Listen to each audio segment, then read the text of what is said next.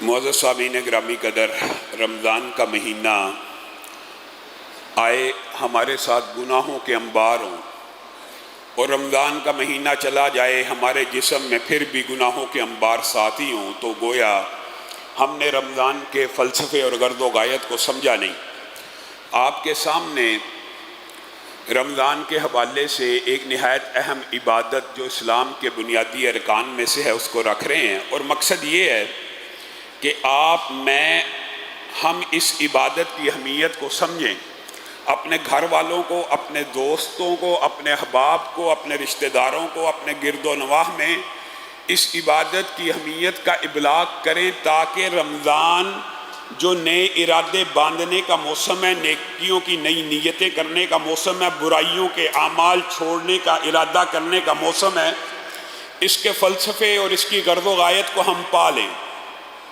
آپ کے سامنے نماز کی اہمیت کے حوالے سے بہت سی باتیں رکھی ہیں، اسی بات کو آگے بڑھاتے ہوئے یہ بات آپ کے سامنے رکھنا مطلوب اور مقصود ہے کہ صحابہ کا جو نماز چھوڑنے کے بارے میں کفر کا، ارتداد کا، یا دائرہ اسلام سے خارج ہونے کا، یا شرک کا جو فتویٰ، یہ صرف صحابہ کا نہیں تھا، بلکہ تابعین، تبع تابعین، محدثین، فقہائے حناف، حنابلہ، شافعہ، مالکیہ، ظاہریہ، جتنے بھی اسلام کے اندر فقہی مکتبہ فقہی امام گزرے ہیں یا محدثین گزرے ہیں، یہ اجماعی موقف ہے۔ ہمارے سے لوگ یہ کہتے ہیں کہ جی ہم نماز کس کے پیچھے پڑھیں، آپ تو آپس میں ایک نہیں ہیں، آپ فلاں کے پیچھے نہیں پڑھتے، فلاں کے پیچھے نہیں پڑھتے۔ چلو یہ تو اختلاف ہے کہ ایسے پڑھنی چاہیے، ایسے نہیں پڑھنی چاہیے، لیکن یہ تمام مکاتب فکر کے اندر بات متفق ہے، اجماعی موقف ہے کہ 5 پڑھنی ہے، اور جو چھوڑے گا وہ دائرہ اسلام سے خارج ہے۔ آپ نے یہ بات مانی؟ جو لوگ یہ اعتراض کرتے ہیں کہ ہم جی اختلاف ہے، جی جس بارے کے اوپر اختلاف نہیں ہے آپ تو وہ بھی نہیں مانتے، اس بارے کے اوپر اتفاق ہے۔ اور جو بات کل آپ کے سامنے رکھی تھی کہ جو بندہ جان بوجھ کے نماز چھوڑ دیتا ہے، چاہے ایک بھی چھوڑ دے، ایک ہے سستی سے چھوڑ دینا، اور ایک ہے عقیدے کے اعتبار سے، یہ بات آپ کے سامنے رکھ چکا ہوں۔ عقیدہ ہے کہ نماز فرض ہے لیکن سستی سے چھوڑ دی، اس کے حوالے سے علماء کی بات کی دوسری آراء موجود ہیں۔ ایک یہ ہے کہ عقیدہ یہ ہے کہ 5 نمازیں نہ پڑھے بغیر بھی اسلام اور دین مکمل ہے، اور بندہ پھر بھی مسلمان رہتا ہے۔ اس کے بارے میں اجماع امت ہے کہ یہ بندہ دائرہ اسلام سے خارج ہے، اس نے اسلام کو سمجھا نہیں ہے۔ لیکن امام یحییٰ نے عبداللہ ابن مبارک سے یہ جو دوسرا موقف ہے، اس حوالے سے بھی ایک بات نقل کی ہے کہ عبداللہ ابن مبارک سے پوچھا کہ جو بندہ یہ عقیدہ رکھتا ہے کہ 5 نمازیں فرض ہیں، لیکن جب نماز کا وقت آتا پڑھتا نہیں ہے، دوسری نماز کا وقت آ گیا، تو ہمارے بعض علماء کا یہ موقف ہے کہ وہ مسلمان رہے گا۔ تو امام عبداللہ ابن مبارک نے کہا تو نے ایسی بات کی ہے جو مجھے نہ صحابہ سے، نہ تابعین سے، نہ محدثین سے، نہ کسی سے، نہ قرآن سے، نہ سنت سے ملی ہے۔ تو نے ایسی بات کا دعویٰ کیا ہے۔ ایک آدمی یہ عقیدہ رکھتا ہے کہ 5 نمازیں اسلام میں ہیں، اور پھر نماز آئے اور نماز کو چھوڑ دے، تو وہ نماز میں غفلت نہیں برت رہا، وہ اپنے اسلام ہی کے اوپر حملہ آور ہو رہا ہے۔ یہ بھی محدثین کا ایک موقف رہا ہے، یہ دوسری رائے بھی آپ کے سامنے ہونی چاہیے۔ میرے بھائیو، اس حوالے سے موقف اتنے سخت ہیں، آپ صرف سن کے حیران رہ جائیں گے کہ جو بندہ بے نمازی ہے، عادی بے نماز ہے۔ علماء کی اس بارے میں گفتگو یہ ہے کہ اس کو مسلمانوں کے قبرستان میں بھی دفن کرنا ہے کہ نہیں کرنا، اس کا نماز جنازہ بھی پڑھنا ہے کہ نہیں پڑھنا۔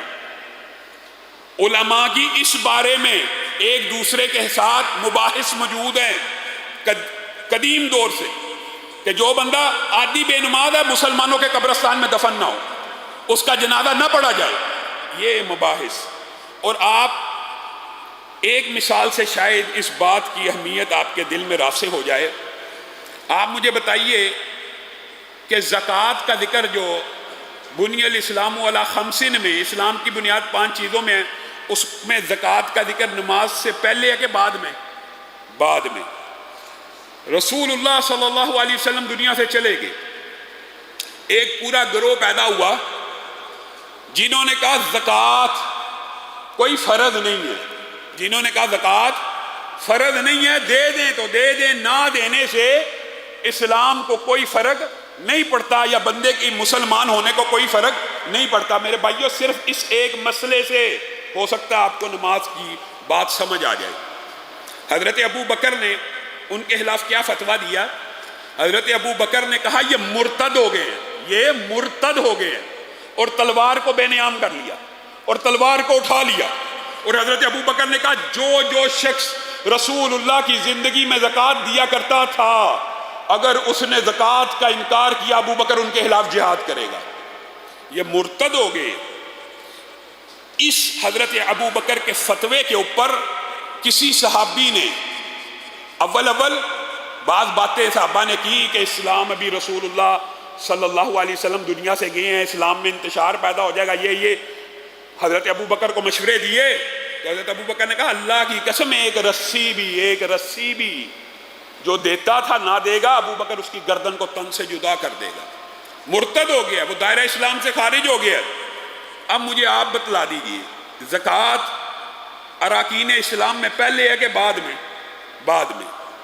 اگر میرے بھائیوں زکوٰۃ کا منکر عقیدے کے اعتبار سے مرتد ہے اور دائرہ اسلام سے خارج ہے، تو جو بندہ نماز کا منکر ہے اور جو کہتا جی ٹھیک ہے جی، آج کل بچے والدین جو شکوہ کرتے ہیں، والدین بچوں کو کہتے ہیں نا کہ نماز پڑھو، آؤ مسجد کی طرف آؤ، نماز ادا کرو، وہ کہتے ہیں کہ نماز پڑھ دینے سے اسلام مکمل ہو، اسلام ویسے بھی مکمل ہو جاتا ہے۔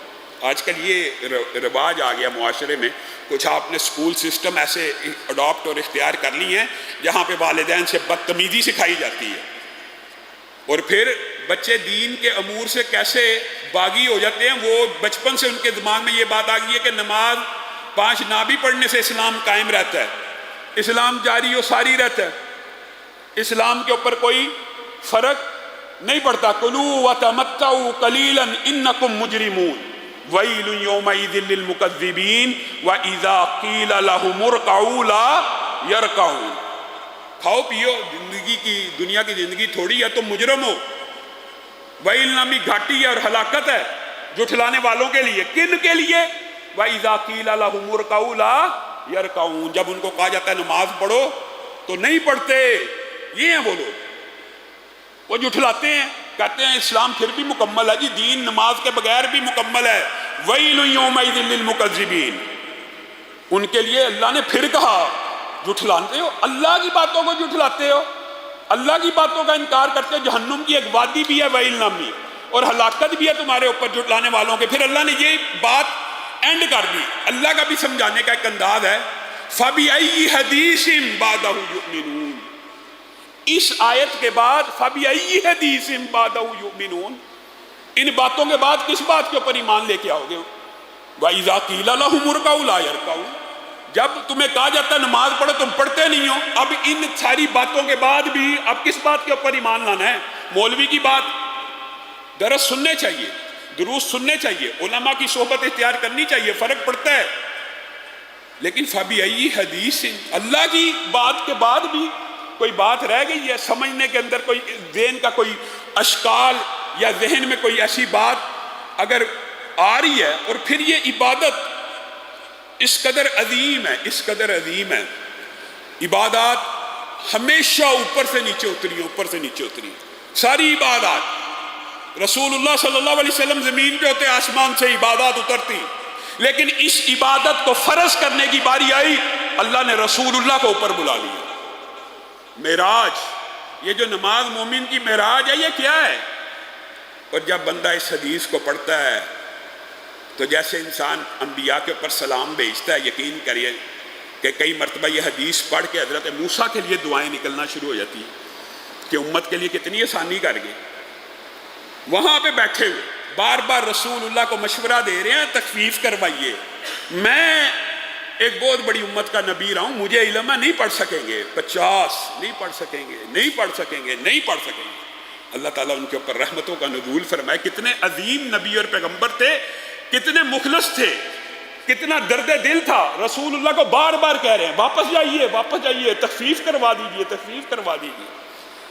یہ معراج جو اللہ رب العزت نے نبی کریم کو معراج کرا کے یہ نمازوں کو نازل کیا، میں اور آپ یہ سمجھتے ہیں ان کے بغیر دین مکمل ہے، کامل ہے، تو آپ کو، اور یہ بات بھی اپنی طرف سے نہیں ہے، محدثین کا، علماء کا، میرے بھائیوں، لوگوں نے، فقہا نے اس بارے کے اوپر بحث کی ہے کہ ایک میاں اور ایک بیوی ہے، ایک بندہ نمازی ہے، ایک بندہ بے نمازی ہے، ان کا نکاح برقرار رہتا ہے کہ نہیں؟ ان باتوں کے بارے میں مباحث دین میں موجود ہیں۔ آپ نے اس عبادت کو کتنا ہلکا سمجھ لیا ہے۔ روزہ رکھ لیتے ہیں کئی لوگ، نماز نہیں پڑھتے۔ روزہ بھی بات کا رکن ہے کہ پہلے؟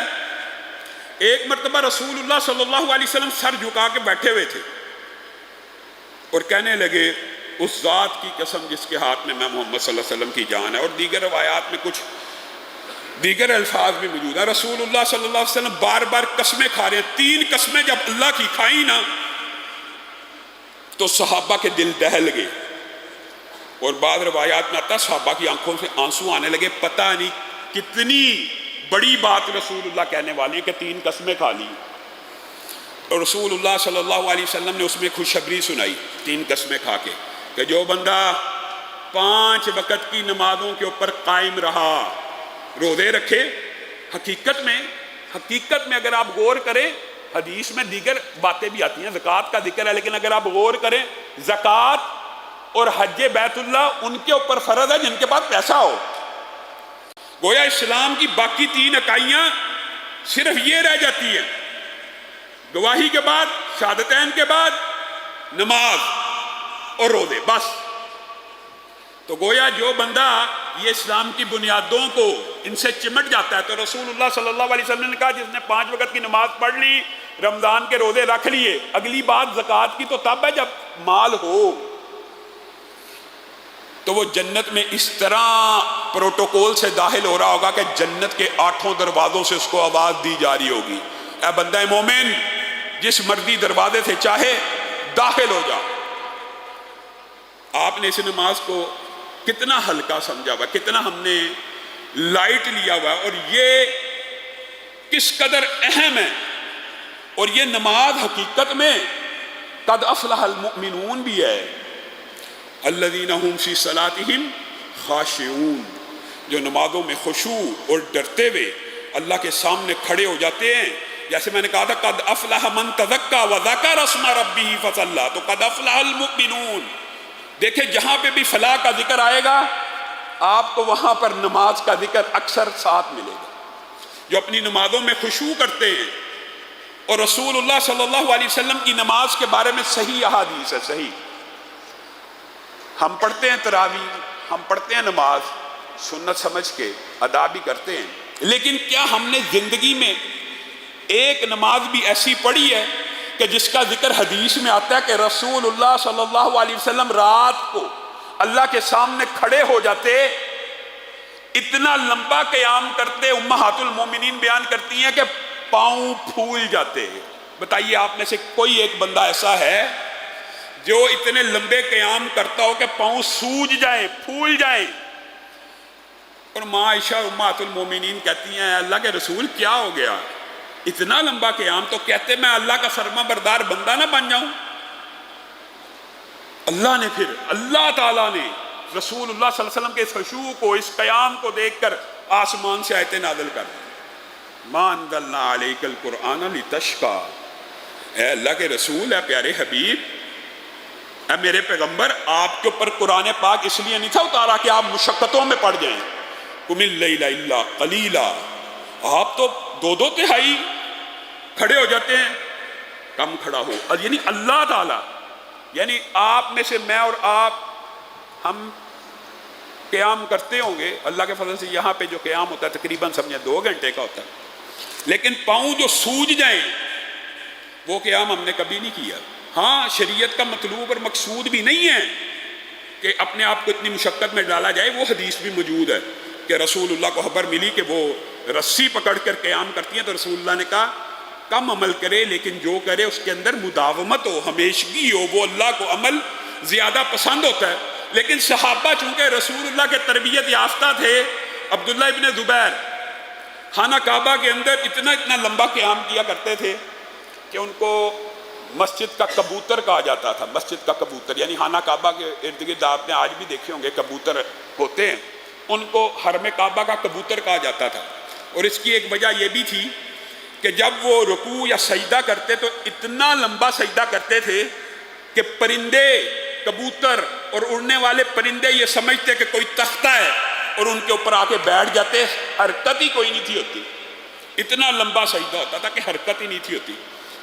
اور آپ کی اسی تربیت کا یہ نتیجہ ہے کہ عروہ بن زبیر جو ہیں، عروہ بن زبیر، یہ عبداللہ بن زبیر ہیں اور یہ عروہ بن زبیر ہیں، حواری رسول صلی اللہ علیہ وسلم کے بیٹے ہیں۔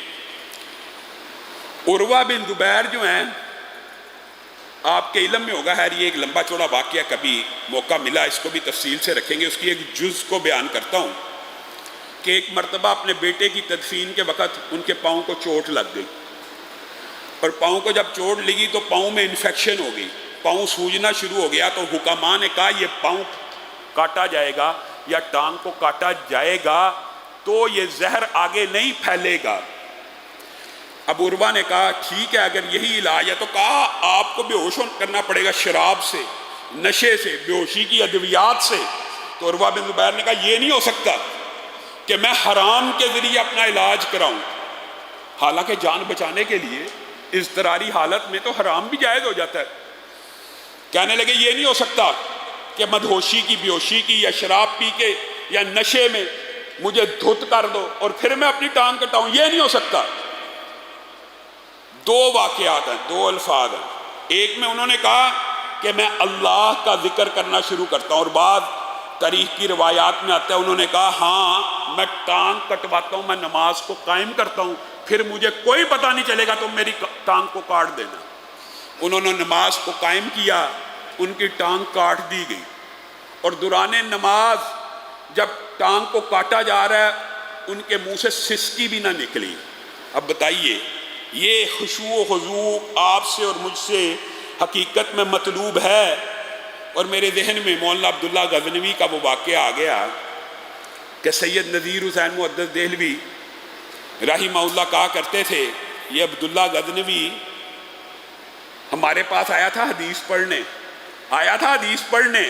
ہے تھا ہمارا طالب علم، سیکھنے ہم سے آیا تھا، لیکن نماز ادا کرنے کا طریقہ ہمیں سکھلا گیا۔ ایسی نماز پڑھا کرتے تھے، ان کے بارے میں آتا ہے کہ تیز موسلا دار بارش ہوئی، امامت کروا رہے تھے، تیز موسلا دار بارش ہوئی، نمازی پیچھے سے بارش طوفانی کی وجہ سے چلے گئے، اور یہ سلام پھیرنے کے بعد جب لوگوں نے کہا آپ کو اندازہ نہیں ہوا بارش کا، تو کہنے لگے اللہ کی قسم پتہ بھی نہیں چلا کہ بارش ہو رہی ہے۔ ایسی نماز پڑھا کرتے تھے۔ میں اور آپ کس قسم کی نمازیں پڑھتے ہیں؟ ان الصلاۃ تنہا عن الفحشاء والمنکر، ایسی نمازیں انسان کو برائی سے، بے حیائی کے کاموں سے روک دیتی ہیں۔ بعض روایات جن میں ذوف موجود ہے، ایسی بھی موجود ہے، حضرت حسن سے یہ بات موجود ہے کہ جس بندے کی نماز اس کو برائی سے نہیں روکتی وہ نماز قبول نہیں ہے۔ دیکھیں نماز کا قبول ہونا نہ قبول ہونا یہ الگ بات ہے، لیکن قبول ہونا یا نہ قبول ہونے سے یہ سہولت مل جائے گی کہ پڑھنی نہیں؟ بات یہ سمجھنے کی ضرورت ہے۔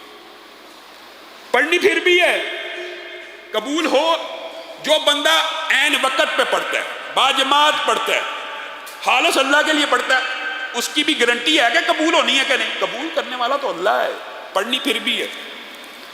اسی لیے اس بارے میں 3 حکایتیں بھی موجود ہیں، اور رسول اللہ صلی اللہ علیہ وسلم سے واقعات بھی منقول ہیں۔ رسول اللہ کے پاس ایک شکایت لے کے بندہ آ گیا اور کہنے لگا یہ اللہ تعالیٰ تو قرآن میں کہتا ہے کہ نماز بے حیائی اور فحشی اور منکر اور برے کاموں سے روکتی ہے، یہ بندہ آپ کے ساتھ نمازیں پڑھتا ہے اور بے حیائی کا کوئی کام انصاری ہے، صحابی ہے، چھوڑتا نہیں ہے۔ تو رسول اللہ صلی اللہ علیہ وسلم مسکرانا شروع ہو گئے اور کہا ایک دن آئے گا چھوڑ دے گا، ایک دن آئے گا اس کی یہ نماز اس کو بے حیائی کے کاموں سے روک دے گی۔ اور ایسا ہی ہوا۔ پھر ایک دفعہ شکایت آئی، اللہ کے رسول یہ بندہ چور ہے، نماز آپ کے ساتھ پڑھتا ہے، چھوٹی موٹی چیزیں چراتا ہے بعد میں۔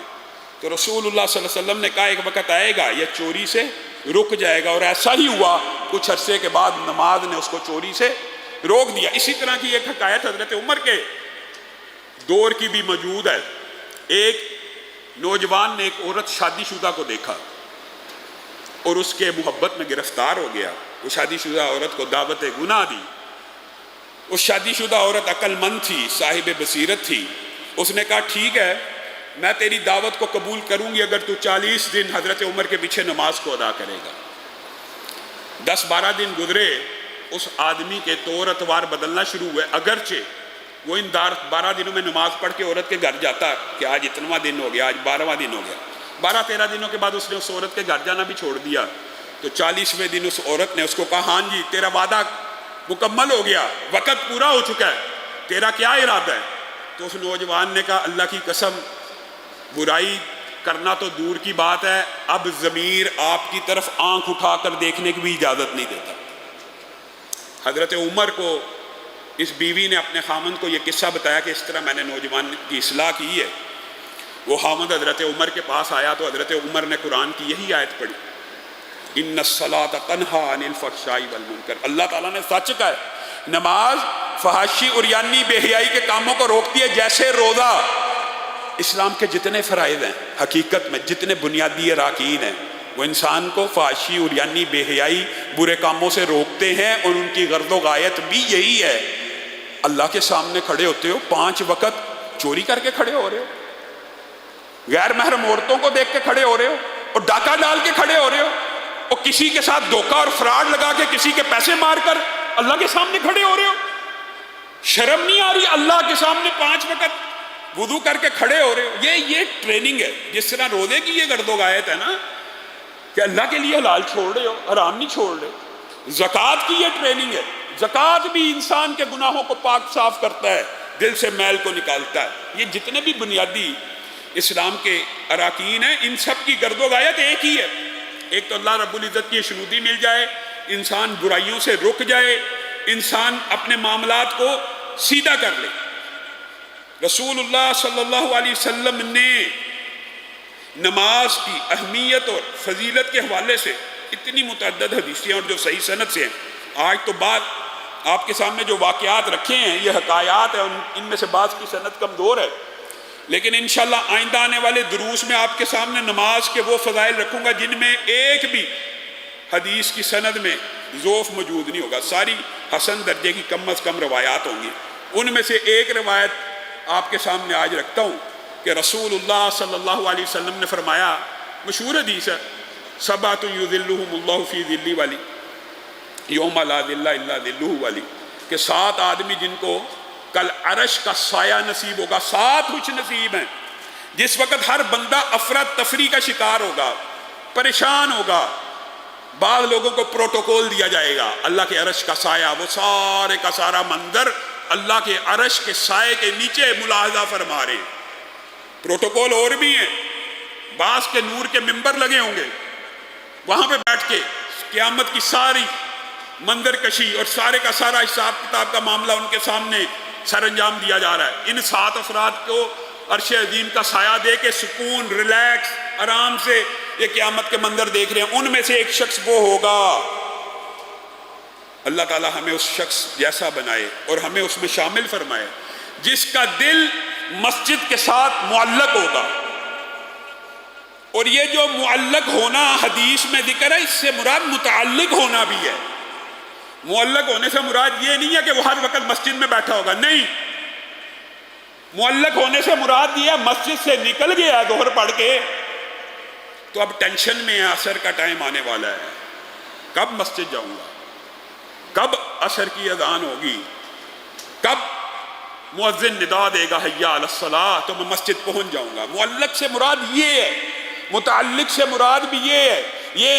یہ اس کے بھی فضائل ہیں کہ ظہر پڑھ کے بیٹھ جائے، اس کے حوالے سے بھی گفتگو ہوگی، لیکن معلق سے مراد یہ ہے ظہر پڑھی ہے، گھر پہنچ گیا، کاروبار کی جگہ پہ پہنچ گیا، دکان پہ پہنچ گیا، اب اس کا دل مسجد ہی میں اٹکا ہوا۔ متعلق اور معلق ہے کہ یہاں اذان ہو، یہاں دکان کا شٹر ڈاؤن ہو جائے، یہاں اذان ہو، یہاں میں گھر سے نکل پڑوں، یہ ہے معلق ہونا۔ اور اللہ کی قسم کھا کے کہتا ہوں، اگر آپ چاہتے ہیں آپ کی معیشت درست ہو جائے تو اذان کے بعد آپ سمجھتے ہیں چند گاہک آئے ہیں، چند ٹکے کما لوں گا، نہیں، یوں ہی حیا علی الصلاح حیا علی الفلاح، فلاح کی ندا دی جائے، دکان کا شٹر گرا دیجئے، گھر سے نکل جائیے۔ یہ ہے رجل، ایسا بندہ جس کا دل ہر وقت مسجد کے ساتھ اٹکا ہوا ہے۔ اثر پڑی ہے تو مغرب کا انتظار ہے کہ کب اذان ہوگی، مغرب کے ٹائم پہنچوں گا۔ مغرب گزر گئی، عشاء گزر گئی تو نیند کے اندر بھی کروٹیں لے رہا ہے، بیتاب ہے کہ جب فجر کی اذان ہوگی تو میں فجر کے لیے نکل جاؤں گا۔ یہ وہ شخص ہے کہ جس کو کل قیامت کے دن اتنا عظیم الشان پروٹوکول ملے گا، اور ملے گا انشاءاللہ۔ رسول اللہ کی بات سچی ہے، اللہ تعالی ہم سب کو اس پروٹوکول میں شامل فرمائے، اور ہم نے ارادہ کرنا ہے کہ ہم اس پروٹوکول میں شامل ہو جائیں۔ اللہ رب العزت جو کہا گیا، جو سنا گیا، اس کو سمجھنے کی توفیق عنایت فرمائے۔